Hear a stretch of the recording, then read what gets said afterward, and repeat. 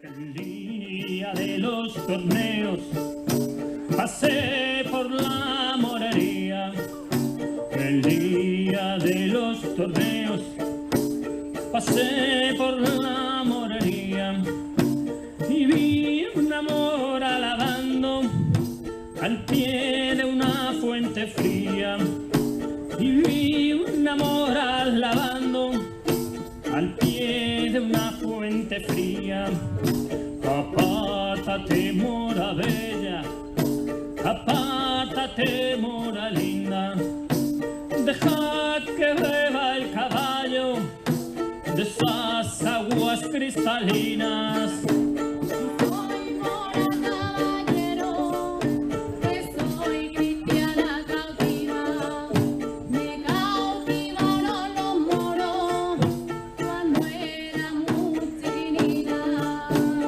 ¿Quieres venirte conmigo? De buena gana me iría, mano, pañuelos que lavo, donde yo no te daría.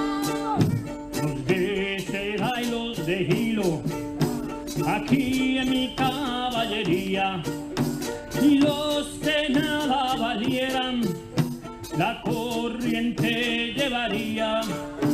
Al subir por la montaña, suspiraba y se reía.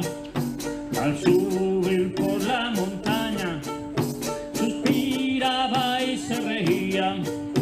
¿Por quién suspiras mi alma? ¿Por quién suspiras mi vida? Suspiro porque estos montes yo a cantar venía, con mi padre, con mi madre y un hermano que tenía.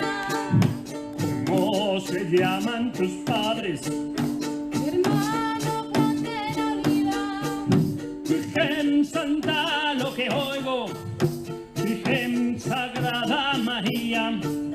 Pensaba traer esposa y traigo una hermana mía. Madre, abra usted la puerta, ventanas y celosías, y aquí le traigo la rosa que añorabas noche y día. Y aquí le traigo la rosa que añoraba noche y día.